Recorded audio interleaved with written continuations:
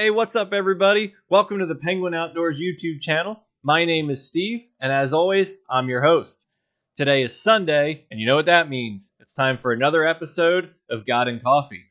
Today, we're discussing Proverbs, so stay tuned, and we'll get right into it. We know what we have, let's hold on tight.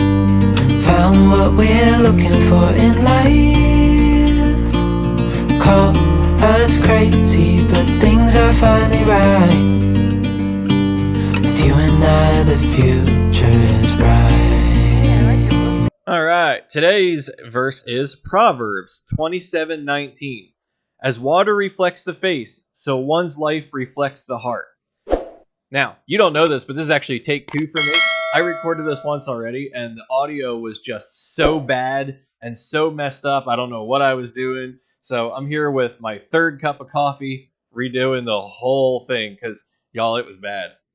As water reflects the face, just like this camera is reflecting mine right now in your bathroom mirror, so one's life reflects the heart. Now, this one's a little personal, because there's a lot of people out there, maybe you're one of them, who uses their internalization kind of like a wall. Let me give you an example.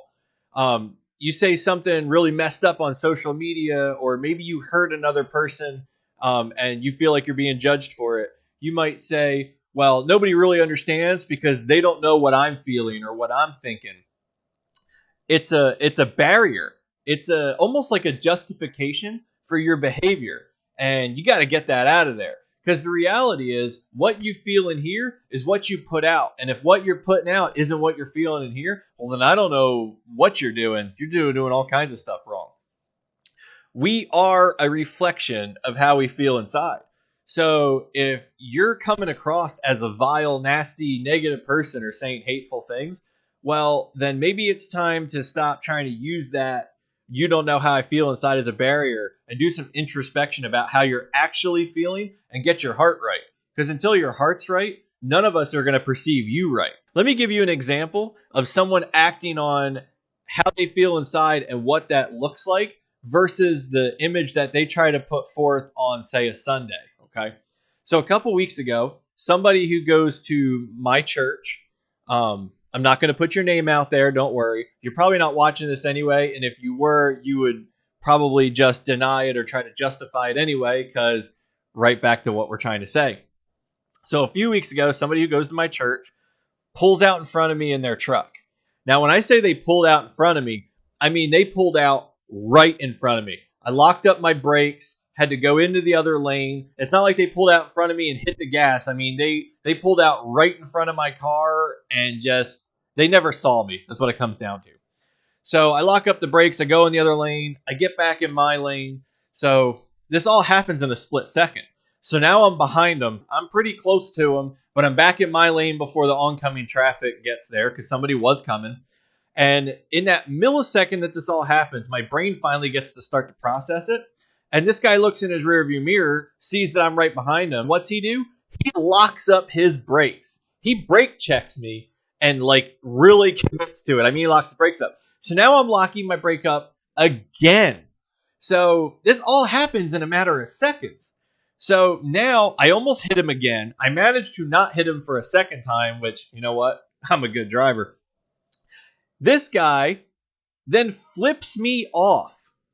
And I mean, when I say he flips me off, he sticks his hand out the window, throws the middle finger up, and waves it around. He wants to make sure that I see it. This is a man who goes to my church. This is someone who, on a Sunday, sits in the pews, acts godly as can be, sings along, smiles, would have everybody in there perceive him as just a godly, good, pure person. He would never act this way where any of those people could see him.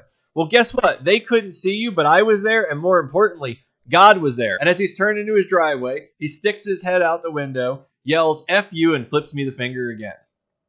This is somebody who goes to my church. So that kind of circles us back around. To me, the way that he acts is a reflection of what he's got going on inside. So instead of getting angry at him, I mean, I put it on Facebook, not with his name, but I said, hey, so this just happened. Because you know what? I got to vent it. and venting to my 8-year-old isn't going to get it done. I don't want the church to know who it was, but I definitely wanted them to know that somebody did it, because then that circles around and then he knows that he pulled out in front of somebody from the church. Maybe he realizes like, oh, I need to pump the brakes. But instead of blaming him and focusing on what he's got going on inside, that's not my problem. That's between him and God. All I did was take a deep breath and realize that the way I act and feel in here is the way it comes out here and how others perceive me. And I chose to just brush it off. Now, you can tell by my face, it still irritates me. Of course it does. I mean, I'm human. We're all human. But you got to take a deep breath and remember that what you do out here is a reflection of in here. So if you act like a not good person or a negative, vile person, you can't just say, well, you guys don't know how I feel inside, so whatever. That's just your own justification for your hateful, negative way of living. It doesn't mean anything. It's falsehood. You put forth how you feel inside. So if when I say that makes you a negative person, a vile person, if you feel hurt inside because that's the way you're acting, well, guess what? It's time to make a change. Because if the shoe fits it, lace it up and wear it. When you look in the mirror in the morning, talking to you ladies, no, I'm just kidding because I'm pretty vain too. When you look in the mirror in the morning and you're doing your makeup, your hair, or whatever, there's no way you're walking out of the house if you think the way that you look isn't a good reflection on you.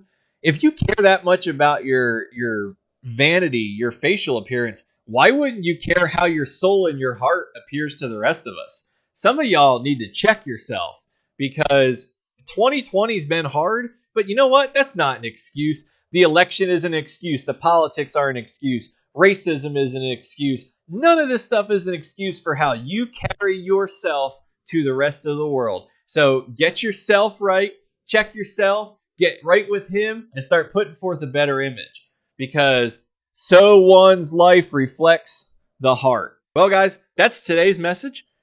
I'm all fired up now. I told that truck story and I got all fired up. So I'm gonna check myself and probably not finish this third cup of coffee.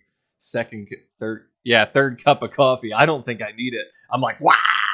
So I hope you guys enjoyed this message. I hope that you can somehow apply it to your life and maybe do some introspection. I know that I'm going to. Please leave me a comment down below. Let me know what you think. And don't forget to hit subscribe and hit the little notification bell so that you find out when new content is available. We'll be posting another episode of God and Coffee on Wednesday, and we upload new content to the rest of our channel all the time. We've got all kinds of great content. We've got fishing, hiking, do-it-yourself, so be sure to check that out. Don't forget to throw me a like down below, and we'll see you next time. Thanks for tuning in. God bless.